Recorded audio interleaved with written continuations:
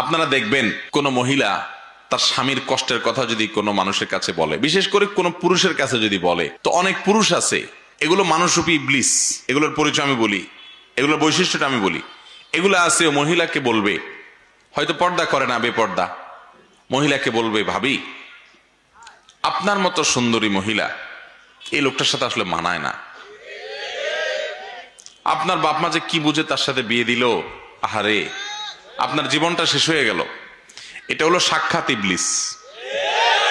যদি ইবলিস দেখতে চান ওই লোকের দিকে তাকাবেন। ইবলিসের সুরত হয় সে ধরছে, আর নাহলে ইবলিস তার উপরে ভর করছে, দুটার একটা।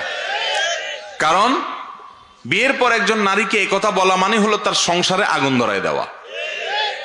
ঠিক একইভাবে পুরুষকেও এসে দেখেন অন্য কোনো মহিলা কিংবা তার কোনো পুরুষ বন্ধু দেখবেন এরকম উস্কানিমূলক কথা বলবে যে ভাই আপনার মতো রাজপুত্র ছেলে, আপনার জীবনে কত ভালো ভালো ছেলে পাওয়া যাইতো, ইস আপনার জীবনটা বহুত কষ্টে যাচ্ছে ভাই, খারাপ লাগে ভাই আপনার জন্য। এরকম ভালো মানুষ সাইজা অনেক লোক আছে কি আসে না? আপনি বুঝবেন যে এটা এক নম্বরের ইবলিস। এটা আমাকে ফুসলাচ্ছে, উস্কাচ্ছে আমার স্ত্রীর বিরুদ্ধে আমাকে। আবার কিছু আছে দেখবেন ডাহা মিথ্যা কথা বলে। কি মিথ্যা কথা জানেন? আইসা বইয়ের তারিফ করবে, এমন তারিফের তারিফ, এগুলো আরেক অমানুষ। আপনার বইয়ের তারিফ আরেক পুরুষের কাছে বলে বেড়াবেন, হাদিসে পরিষ্কার নিষেধ আছে, নবী করিম সাল্লাল্লাহু আলাইহি ওয়াসাল্লাম নিষেধ করেছেন। হ্যাঁ, একটা সহনীয় পর্যায়ে হতে পারে, বিশেষ করে তার প্রাইভেসি, ব্যক্তিগত বিষয়গুলোর কথা বলছে, সেগুলোর পরে হাদিসে নিষেধাজ্ঞা আছে। অনেকে আছে যে এই ক্ষেত্রে মিথ্যা কথা বলে, ডাহা মিথ্যা কথা। যায় দেখেন বাসায় বউর সাথে সারাদিন চুলাচুলি চলে, হাতাহাতি চলে, ইউক্রেন রাশিয়ার যুদ্ধ চলে, কিন্তু অফিসে আইসা কলিগের সাথে, সহকর্মীর সাথে গাল গল্প দেয়, জানোস না দোস্ত আমার বউটা, আরে বাপরে বাপ আমার যা কেয়ার করে। ডাহা মিথ্যা কথা। এবার যে বেচারার কাছে বলে, ওই বেচারা একটু সোজা সরল বোকা শোকা, তখন চিন্তা করে হায় হায় রে আমার কপালে তো এরকম হইল না, আমার বউটা তো এরকম করে না। আবার ওই মহিলার কাছে দেখবেন কিছু মহিলা আছে, ইবলিস মার্কা মহিলা, আইসে মহিলাকে ফুসলাবে, বলবে কি জানেন, আরে আমার স্বামীটা কোনোদিন খালি হাতে আসে না, আমি নিষেধ করি তবু আমার খাওয়াইতে খাওয়াইতে শেষ, আমার বাপের বাড়িতে যাইতে 3 হাত ভরে নিয়ে যায়, হাত আছে 2টা, 3 হাত ভরে নিয়ে যায়।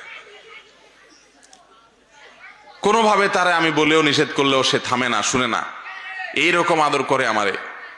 তখনই বেচারা চিন্তা করে হায় হায় রে আমি তো একটা অমানুষের ঘর করতেছি। তাহলে ভাইরা আমার, নবী করিম সাল্লাল্লাহু আলাইহি সাল্লামের সাথে যদি স্ত্রীর উম্মুল মুমিনিন ওয়া আজওয়াজুহু উম্মাহাতুকুম, কোরআনে আল্লাহ বলেছেন নবীর স্ত্রীগণ আমাদের কি মা, তাদের সাথে যদি নবী সাল্লাল্লাহু আলাইহি সাল্লামের টুনটান বোঝাপড়ার গরমিল হয়, মান অভিমান হয়, তাহলে আমাদের জীবনে এটা হতে পারে কি পারে না? তার জীবনে যদি হয় একবার, আমাদের জীবনে 100বার হবে, এটাই স্বাভাবিক। যদি কেউ বলে না আমার কিছুই হয় না, কোনো সমস্যা হয় না, একেবারে আমরা দুধের দোয়া, তাহলে বুঝতে হবে ডাল মে কুছ কালা হ্যায়।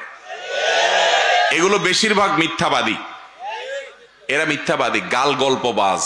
বাইরে এসে ভালো সাজে, ভেতরে যায় দেখেন সারাদিন চুলাচুলি করে দোনোটা। বাইরে এসে ভদ্র সাজে। অনেক বোকাশোকা স্বামী আছে, অনেক বোকাশোকা স্ত্রী আছে, এগুলো না বুঝেই ফাঁদে পা দিয়ে দেয়, মনে করে হায় হায় রে এতে আমি অমানুষের সাথে জীবনটা কাটাই দিলাম। একটু উস্কাই দিল, ভাবি আপনার মতো এত সুন্দর একটা মানুষ, ওই যে শরীয়ত কেন পর্দা করতে বলছে, কারণ এই অমানুষ বেপর্দা আপনার এই খারাপ পুরুষটা তার নজর পড়ছে দেখেই তো সে পামপট্টি মহিলাকে দিচ্ছে। এই মহিলাকে পামপট্টি দিয়ে বলবে ভাবি আপনার মতো এরকম সুদর্শন একজন নারী, আহারে এই অমানুষ আপনার কদর করতে পারলো না, আপনার রূপ লাবণ্যের মূল্য সে কোত্থেকে দিবে ভাবি। মনে রাখবেন সাক্ষাৎ ইবলিস এই লোক, সাক্ষাৎ ইবলিস। এই ইবলিস দেখে আপনি সাথে সাথে বুঝবেন যে এই বদের হাড্ডি আমার পাম ফুটে দিচ্ছে, এর উদ্দেশ্য খারাপ, মতলব খারাপ। আর মতলব খারাপ হোক আর ভালো হোক, যাই হোক, সে আমার ভালো চায় না। ভালো চাইলে আমার স্বামীর সাথে আমার সম্পর্ক কিভাবে তৈরি হবে সে পয়েন্ট বলতো না, বলে সে সম্পর্ক দূর করার পয়েন্ট বলছে। মানুষ সুখে থাকার জন্য কৃতজ্ঞ থাকতে হবে, অকৃতজ্ঞ থাকলে পৃথিবীতে সবকিছু পাইও সে সুখী থাকতে পারে।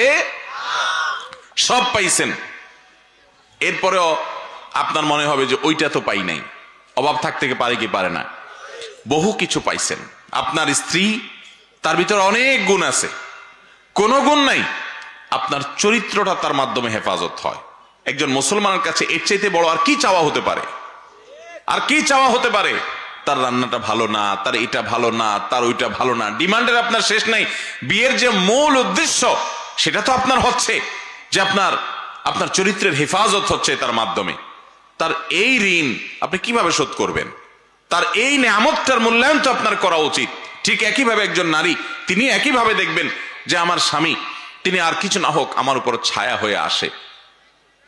ডক্টর খন্দকার আব্দুল্লাহ জাহাঙ্গীর বলছেন যে ফুসলায় ফাসলা যারা সম্পর্কগুলো ভেঙে দেয়, এই ভদ্র মহিলা বাচ্চা কাচ্চাগুলো নিয়ে অথবা একা একা যে সাফার করে বাপের বাড়িতে যায় উঠে, সে তখন বুঝতে পারে যে হায়রে, স্বামীর বাড়িতে কষ্ট দুঃখ যাই সহ্য করতাম না করতাম, বাপের বাড়িতে আসার পরে মনে হয় যে বোঝা। বিয়ে হওয়ার পরে বাপের বাড়িতে উঠে চলে আসলাম, ভাইদের কাছে, ভাবির কাছে, আশপাশের লোকদের কাছে তার যে অবস্থা থাকে, তখন তিনি আফসোস করতে থাকেন, আহারে ওইটাই তো ভালো ছিল।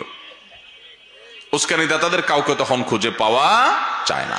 এই জন্য ভাইরা আমার, দাম্পত্য জীবনে অশান্তির মূল এবং প্রধান কারণ হলো এইটা যে আমাদের মধ্যে সবরও নাই, শকরও।